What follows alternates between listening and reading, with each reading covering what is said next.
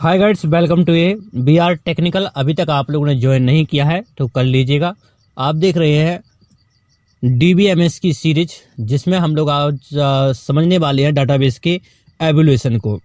देखिए, जो ये सीरीज है आपके लिए बहुत ही इम्पोर्टेंट सीरीज है। यदि आप प्रोग्रामर की तैयारी कर रहे हैं या सूचना सहायक की तैयारी कर रहे हैं या आप कोई डेवलपर हैं या फिर कॉलेज लेवल पे आप इंजीनियरिंग कर रहे हैं कंप्यूटर साइंस से या फिर बीएससी कर रहे हैं कंप्यूटर साइंस से या बीसीए कर रहे हैं, आप तब के लिए आपके लिए बेटर का आपके लिए सीरीज है, आपको बहुत काम आने वाली है। और डीबीएमएस के आजकल बहुत ज़्यादा डिमांडेड में है, पॉपुलर है। इसके बहुत ज़्यादा क्वेश्चंस आपको एमसीक्यू वेज देखने के लिए मिलते हैं, तब भी आपको ये काम आने वाला है। तो हम लोगों ने पिछले वीडियो में देखा था, यानी जो हमारी डीबीएमएस की सीरीज चल रही है, डाटाबेस मैनेजमेंट सिस्टम की सीरीज चल रही है। इस सीरीज में हम लोगों ने पिछले वीडियो में देखा था कि डाटा क्या होता है, डाटाबेस क्या होता है, उसके डाटाबेसेस के बारे में हम लोगों ने समझा था कि डाटाबेस क्या होता है। यदि आप लोगों ने वो वीडियो नहीं देखा है तो जाके देख लीजिएगा। बहुत ही इंपॉर्टेंट वीडियो है और बहुत ही इंपॉर्टेंट इन्फॉर्मेशन के बारे में हम लोगों ने पिछले वीडियो में चर्चा की थी। इन दिस वीडियो हम लोग जानने वाले हैं डाटाबेस के एवोल्यूशन को, कि डाटाबेस का एवोल्यूशन क्या होता है। तो सो गाइस, चलिए स्टार्ट करते हैं। Database complete more than and 50 years of a January of the evolution। देखिए, यहाँ पर थोड़ा सा कट चला गया तो मैं इसको थोड़ा सा यहाँ ले लेता हूँ, ठीक है, ताकि अच्छा दिखे वो और मैं क्लियरली आपको समझा पाऊँ, ठीक है। तो कोई बात नहीं है। तो डाटाबेस क्या है? एक डाटाबेस जो है वो हमारा कहें तो कई जनवरी यानी कई सेंचुरी में यानी कई सालों में जो डाटाबेस का एवोल्यूशन है वो कंप्लीट हुआ, ठीक है। डाटाबेस का जो एवोल्यूशन है कई सालों में यानी 50 से ज़्यादा सालें इसके लिए लग गई, तब जाके क्या हुआ, कंप्लीट हुआ, ठीक है। तब जाके ये कंप्लीट हुआ और आज हमें सही फॉर्मेट में डाटाबेस को मैनेज कर रहे हैं और कर पा रहे हैं। तो कैसे इसकी जर्नी हमारी यहाँ तक पहुँची, जो यानी डाटाबेस की जर्नी है वो 50 साल से ज़्यादा सालों में एक कंप्लीट हो पाई है, ठीक है। डाटाबेस की जो जर्नी है वो 50 साल से ज़्यादा सालों में कंप्लीट हो पाई है। यानी इसका जो एवोल्यूशन है, डाटाबेस का जो एवोल्यूशन है 50 साल से ज़्यादा इसकी जर्नी रही है कंप्लीट होने में। तो हम लोग इस 50 साल में क्या क्या हुआ, क्या क्या नहीं हुआ, कैसे डाटा बेस, कौन कौन से टूल आए, कौन कौन से सॉफ्टवेयर आए डाटाबेस को मैनेज करने के लिए, तो इन सारी चीज़ों पर हम लोग चर्चा करेंगे। जो 50 साल की इसकी जर्नी रही, 50 साल की जर्नी की पूरी चर्चा हम लोग इस डाटा एवोल्यूशन में देखेंगे। अब यहाँ पर जो डाटा एवोल्यूशन है वो किस में होता था? फ्लैट फाइल सिस्टम में, ठीक है। जो हमारा जो रिलेशन होता था वो किस में होता था? नहीं, जो रिलेशन होते थे, ऑब्जेक्ट रिलेशन सिस्टम होता था, वो किसके द्वारा होता था? फ्लैट फाइल सिस्टम के द्वारा होता था।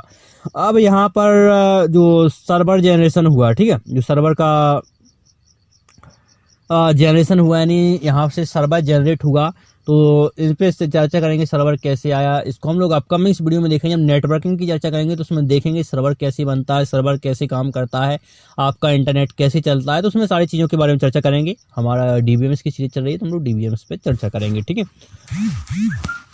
अदर पे नहीं आपको लेके चलेंगे। तो हमारा क्या होता था कि 1950 के दौरान, यानी हमारे यहाँ 1950 चलता था, तो हमारा क्या चलता था? फाइट फ्लैट सिस्टम चलता था, ठीक है। फ्लैट फाइल सिस्टम चलता था, जिसके द्वारा हम लोग क्या करते थे? डाटा को मैनेज करने का काम करते थे। इसके बाद हमारा क्या आया? फाइल बेस्ड सिस्टम आया, ठीक है। क्या आया? फाइल बेस्ड सिस्टम आया 1968, यानी 1968 में क्या आया? फाइल बेस्ड डाटा बेस आया। पहले हम लोग क्या करते थे? 1950 में हम लोग क्या करते थे? फ्लैट फाइल सिस्टम का यूज करते थे, जिसके द्वारा हम डाटाबेस को मैनेज करते थे। इसके बाद 1950 में क्या होगा? 1950 के ईयर में यानी 1950 की सन में क्या होगा? फाइल बेस सिस्टम का इंट्रोडक्शन हुआ, ठीक है, इंट्रोड्यूस किया गया। यानी 1968 में इसको क्या किया गया? फाइल बेस सिस्टम डाटाबेस, जो फाइल बेस जो डाटाबेस था उसको इंट्रोड्यूस किया गया। जो फाइल बेस डाटाबेस था, ठीक है, जो फाइल बेस डाटाबेस था मेंटेन किया जाता था किसमें? फ्लैट फाइल में, ठीक है। इसको मेंटेन किसमें किया जाता है? फ्लैट फाइल में। मैंने आपको बताया कि पहले क्या था, इसके पहले फ्लैट फाइल थी। तो यहाँ पर जो फाइल बेस्ड डाटाबेस सिस्टम था, इसको मेंटेन किया जाता था किसमें, फ्लैट फाइल में। इसके बाद जो फाइलें आई वो कई एडवांटेजों में आई, ठीक है। जो फाइल थी इनका कई एडवांटेज हुए, फाइलों से इसके कई फायदे हुए। इसके बाद जो सर्वर था वो थोड़ा लिमिटेशन में था, ठीक है। जो सर्वर था वो यहाँ पर लिमिटेशन में था, इसके फिर भी कई मेजर एडवांटेज थे। फाइल सिस्टम्स कई मेथड को असेस कर पा रहा था, सिक्वेंसली कर पा रहा था, इंडेक्स भी कर पा रहा था, रैंडमली भी था, ठीक है। यानी सिक्वेंसली डाटा को अरेंज कर पा रहा था, इंडेक्सली कर पा रहा था, रैंडमली कर पा रहा था, और मेथड को बहुत अच्छी आसानी वे में यहाँ पर डाटाबेस को मैनेज कर पा रहा था। अब यहाँ पर रिक्वायरमेंट जो यहाँ इसके लिए जो रिक्वायरमेंट थी वो प्रोग्रामिंग थी, ठीक है। जो थर्ड जनरेशन की लैंग्वेज थी, जैसे कि हम कहें COBOL बेसिक लैंग्वेजें थी, तो इन सभी लैंग्वेजों के अंदर क्या होगा, इस प्रोग्रामों की जरूरत थी। इस फाइल को मैनेज करने की जो फाइल बेस्ड सिस्टम है, इसके लिए कोई ना कोई प्रोग्राम लैंग्वेज की तो जरूरत पड़ती ही पड़ती हो। जब ऐसा नहीं था कि इतनी हाई लेवल की लैंग्वेज नहीं थी, 1968 में जावा जैसे, पाइथन जैसे, कोटलिन जैसी लैंग्वेजेस नहीं थी, और तब बेसिक लैंग्वेज थी COBOL बेसिक सी। तो यानी ये लैंग्वेज थी, इन लैंग्वेज के द्वारा क्या किया जाता था, फाइल बेस्ड डाटाबेस को मेंटेन किया जाता था।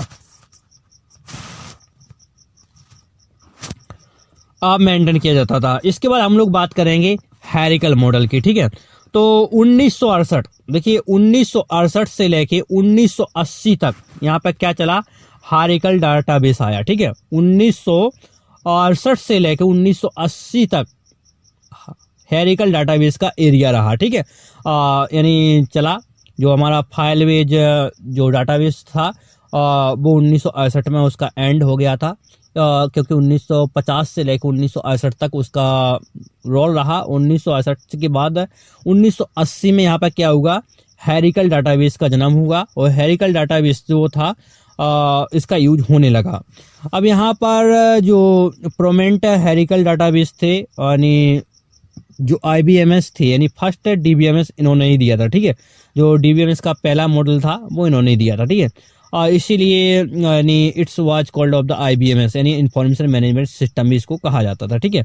क्यों कहा जाता था, क्योंकि IBMS इसको इसलिए कहा जाता था क्योंकि IBMS द्वारा ये मॉडल दिया गया था, इसलिए क्योंकि IBMS की जो कंपनी थी, IBMS का जो ग्रुप था, उन्होंने ही इस डाटाबेस को बनाया था, ठीक है। जो यहाँ पर हैरिकल डाटाबेस था, यहाँ पर IBMS वालों ने बनाया था, इसीलिए इस डाटाबेस का नाम भी रख दिया गया था इंफॉर्मेशन मैनेजमेंट सिस्टम, इस DBMS का नाम, ठीक है।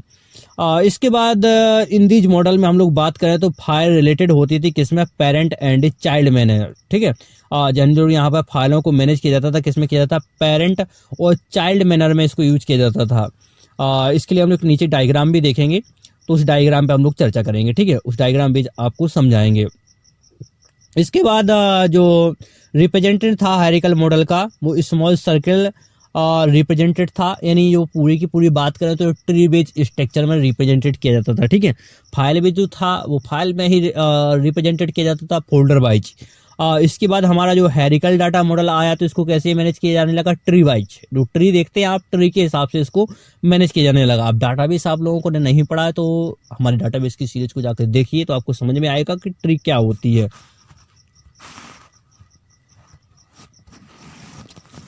तो आई होप आपको थोड़ा थोड़ा समझा रहा हूँ मैं। यहाँ पर जो हैरिकल मॉडल है तो मैं थोड़ा थोड़ा लेके चल रहा हूँ, तो आई होप आप लोगों को बहुत अच्छे तरीके से समझ में आएगा। इसके बाद हमारा जो नेक्स्ट है वो नेक्स्ट है हमारा, इसी से रिलेटेड ही बात कर रहे हैं अभी थोड़ा सा।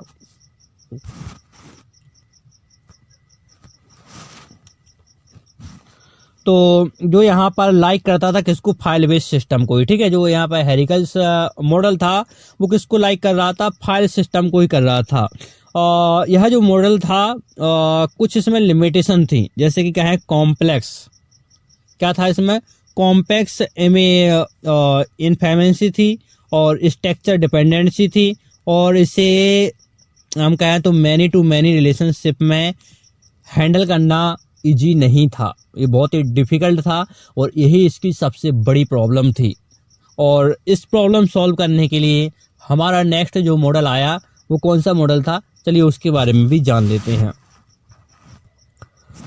हैरिकल जो मॉडल हमारा था तो हेरिकल मॉडल के बाद हमारा दूसरा जो मॉडल आया वो है नेटवर्क डाटा मॉडल। ठीक है, क्या आया? Network data model. इसको जो डेवलप किया गया था वो चार्लिस बचमैन के द्वारा डेवलप किया गया था, और यह फर्स्ट डीबीएमएस था जो कि क्या था? हॉनीवेल, जिसके कारण जो डाटा था वो इंटरग्रेटेड डाटाबेस स्टोर किया जाता था। और इसे डेवलप किया गया था किसमें? 1960 में। इसे जो बनाया गया था किसमें बनाया गया था? जो नेटवर्क डाटा मॉडल था इसको 1960 में बनाया गया था, और ये स्टैंडर्डाइज हुआ किसमें? 1971 में। ठीक है, 1971 में इसको स्टैंडर्डाइज कर दिया गया, और इसको जो बनाया गया था, यानी कि जो पूरा रोल था जिसने उन्होंने इसको स्टैंडर्डाइज किया, वो किया गया था कॉन्फ्रेंस डाटा सिस्टम लैंग्वेज के द्वारा। ठीक है, किसके द्वारा? कॉन्फ्रेंस डाटा सिस्टम लैंग्वेज के द्वारा, यानी जो ग्रुप था, यानी CODASYL जो ग्रुप था उसके द्वारा इसको स्टैंडर्डाइज किया गया था। अब इस मॉडल में होता क्या था?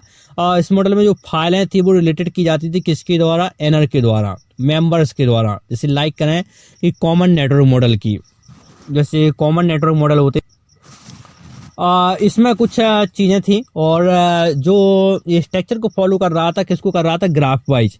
देखिए हमारा जो हेरिकल्स मॉडल आया वो किसको कर रहा था? ट्री को। ठीक है, वो किसको कर रहा था? ट्री को। आपने ट्री देखी होगी, इस टाइप से ट्री बनती है कि फर्स्ट पेरेंट नोड होता है, उसके 2 चाइल्ड नोड बनते हैं, फिर एक चाइल्ड नोड के 2 चाइल्ड नोड और बनते हैं, फिर एक के नीचे और चाइल्ड नोड बनते हैं, फिर इसी प्रकार से चाइल्ड के चाइल्ड नोड बनते जाते हैं, आपकी एक ट्री तैयार होती जाती है। तो इस टाइप से एक ट्री आपकी तैयार होती है। ठीक है, तो वो आपका जो हेरिकल मॉडल है वो ट्री बेस्ड था।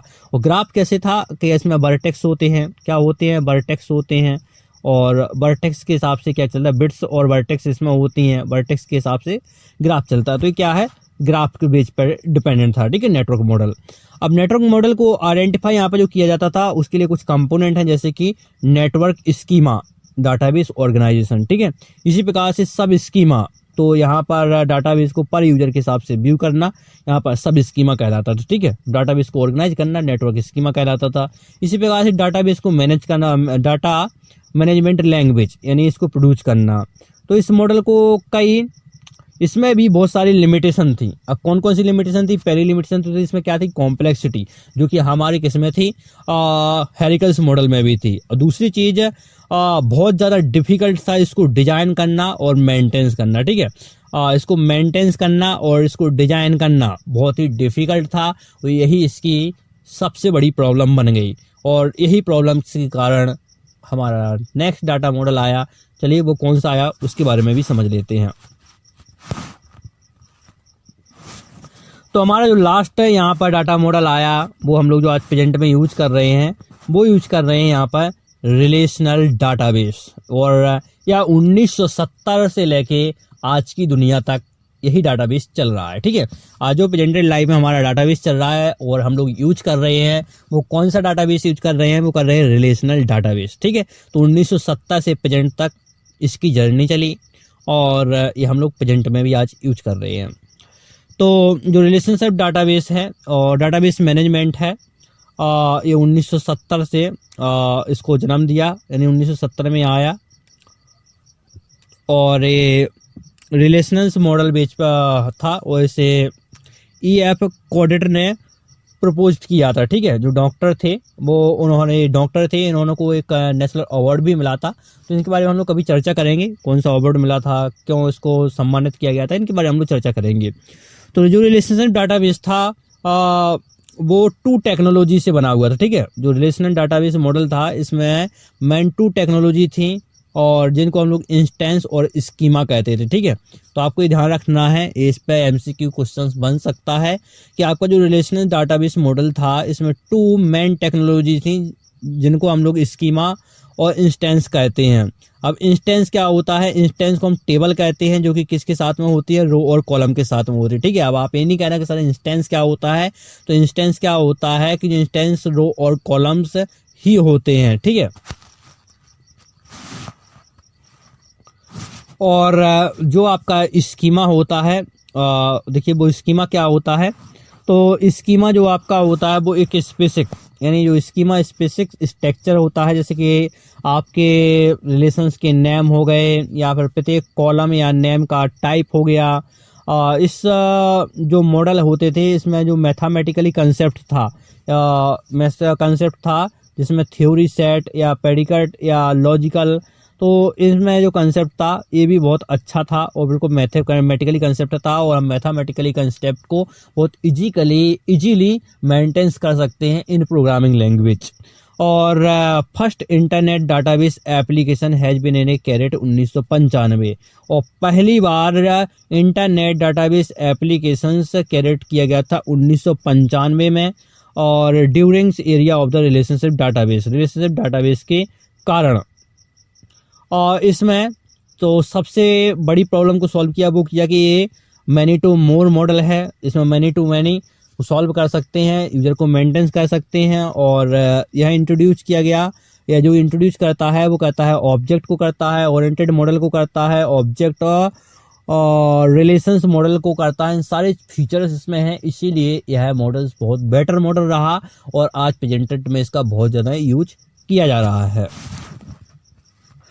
इसके बाद और भी डाटाबेस आए, जैसे कि बात करें यहाँ पर क्लाउड डाटाबेस भी आज की दुनिया में बहुत ज़्यादा यूज हो रहा है और बड़ी बड़ी कंपनियां डाटाबेस का यूज कर रही हैं। जैसे कि बात करें क्लाउड डाटाबेस है, जो कि इसकी फैसिलिटी सबसे बढ़िया ये है कि आप इसे जो इसकी फैसिलिटी यूज करते हैं तो इसमें storage, manage, retrieve, structure, unstructured data cloud platform पर ही हो जाता है। ठीक है, क्लाउड प्लेटफॉर्म पे हो जाता है।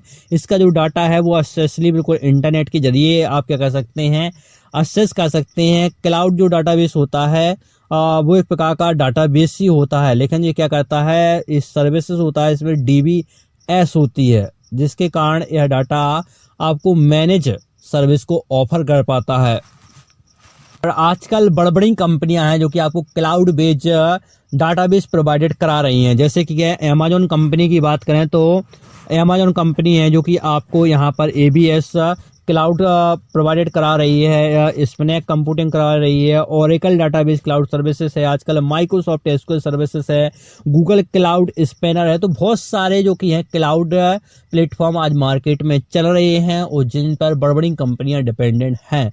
तो ये क्लाउड कंप्यूटिंग बहुत अच्छा डाटाबेस होता है और बहुत सारे लोग क्लाउड सर्वर पे अपनी वेबसाइटों को होस्ट करते हैं। बहुत बड़ी बड़ी एप्लीकेशन, बड़ी बड़ी कंपनियां अपनी वेबसाइट या अपनी एप्लीकेशन को इन्हीं बड़े बड़े सर्वर पर स्टोरेज करती हैं और क्लाउड डाटाबेसेस का यूज करती हैं। इसके बाद हमारा लास्ट जो डाटा है वो है NoSQL डाटाबेस का। और जो NoSQL डाटाबेस होता है ये भी एक प्रकार का अप्रोक होता है। इसको डिजाइन किया गया था किसके लिए, डाटाबेस के लिए। और जो यह होता है यह अनकॉमेटेड वाइड वैरायटी का एक डाटा मॉडल होता है और नो सीक्वेंस स्टैंडर्ड होता है कि नोट ओनली सिक्वल। ठीक है, यानी इसमें आपकी सिक्वल की जरूरत नहीं पड़ती है। ठीक है, क्या होती है, नो ओनली सिक्वल। इसका मतलब क्या है कि यह अल्टरनेटिव होती है किसके, ट्रेडिशनल रिलेटेड डाटाबेस के, जिसमें डाटा को क्या किया जाता है, प्लेस किया जाता है टैबलेट फॉर्मेट में और डाटा की जो स्कीमा होती है वो स्पेसिफिक डिजाइन की जाती है किसके लिए, डाटाबेस के लिए। अब NoSQL database useful for of the large set of the distributed data, यानी डिस्ट्रीब्यूटेड डाटा जो होता है वो उसके लार्ज सेट को यूज करने में इसका यूज किया जाता है। इसके जो एग्जाम्पल हैं तो जैसे MongoDB है तो वो कौन सा है, NoSQL डाटाबेस है। ठीक है, CouchDB की बात करें तो वो भी क्या है, एक NoSQL डाटाबेस है। इसी प्रकार से CodeDent की बात करें तो ये भी एक NoSQL डाटाबेस है। इसमें क्या होती है, नो सीक्वेंस यानी क्वेरी लैंग्वेज नहीं होती, सीक्वेंस क्वेरी लैंग्वेज इसकी नहीं होती है। ये डॉक्यूमेंट बेस्ड डाटाबेस होता है। ठीक है, इसमें डॉक्यूमेंट्स होता है, डॉक्यूमेंट्स बेस्ड डाटाबेस होता है, इसमें सीक्वेंस क्वेरी लैंग्वेज का कोई काम नहीं होता है। इसके बाद हमारा एक और डाटाबेस आया जो कि आया object oriented database. Object oriented database content करता है डाटा को किसके फॉर्मेट में, ऑब्जेक्ट क्लास के फॉर्मेटेड में क्या करता है, ये डाटा को ओरिएंटेड करता है। जो ऑब्जेक्ट होता है वो रियल वर्ल्ड एंट्री होती है और जो टाइप होता है वो क्या होता है, ऑब्जेक्ट का कलेक्शन होता है। अब ऑब्जेक्ट ओरिएंटेड जो डाटाबेस होता है वो कंबाइनेशन होता है किसका, रिलेशंस मॉडल फीचर का, जहां पर हम लोग ऑब्जेक्ट को ओरिएंटेड प्रिंसिपल भी कहते हैं और यह एक अल्टरनेटेड इम्प्लीमेंटेड होता है किसके लिए, रिलेशन मॉडल के लिए। ऑब्जेक्ट ओरिएंटेड डाटाबेस जो होता है वो होल्ड करता है किसको, ऑब्जेक्ट ओरिएंटेड प्रोग्रामिंग के रूल को। यहाँ पर ऑब्जेक्ट ओरिएंटेड जो डाटाबेस मैनेजमेंट सिस्टम होता है यह हाइब्रिड एप्लीकेशन में यूज किया जा रहा है, और इसको अपकमिंग से हम लोग जो सीरीज आएगी हमारी practical application development, mobile application development की, उसमें हम लोग इसको बहुत विस्तार से समझेंगे, क्योंकि इसको प्रोग्रामिंग लैंग्वेज के साथ ही बहुत डीपली में समझा जा सकता है। इसके बाद नेक्स्ट जो हमारा आया वो आया कौन सा, ग्राफ डाटाबेस। जो ग्राफ डाटाबेस है वो क्या है, एक नो सीक्वेंस डाटाबेस, ठीक है। ग्राफ डाटाबेस क्या है, एक नो सीक्वेंशियल डाटाबेस है, और यह जो ग्राफिकली रिप्रेजेंटेड करता है, ठीक है। डाटा को क्या करता है, ग्राफिकली रिप्रेजेंटेड करता है। यह है इड्स और नोट्स, देखिए जो मैंने आपको बताया था, इड्स और नोट्स को कंटेंट करता है, और जो नोट रिप्रेजेंटेड करता है वो एंट्रीज को करता है, ठीक है। और प्रत्येक जो इड जो होती है वो रिप्रेजेंटेड करता है रिलेशंस को किसके में, टू इड्स के माध्यम्स में, और एवरी जो नोट्स होता है वो ग्राफ्स में रिप्रेजेंटेड करता है एक एनईक्यू आइडेंटिफाई को। Graph database are of the beneficials for of the searchings and relationships between and data because they and high relationship between and relevant data। तो आप जैसे कि डायग्राम में देख रहे हैं, तो इस टाइप से इसको क्या किया जाता है, यूज किया जाता है। नेक्स्ट और हमारा लास्ट है जो कि डाटाबेस मैनेजमेंट सिस्टम। तो डाटाबेस मैनेजमेंट जो कि होता है, क्या होता है, एक सॉफ्टवेयर होता है किसको, डाटाबेस को मैनेज करने के लिए। तो अभी हम लोग जो पीछे सारे डाटाबेस के समझे, यानी जो डाटाबेस का एवोल्यूशन समझा, तो हम लोगों ने देखा कौन कौन सी डाटाबेस मार्केट में आए, कौन कौन सी सन में आए, और किस कारण से हम उन लोगों को डेवलप किया गया, डाटाबेस को डेवलप किया गया, डाटाबेस को बनाया गया।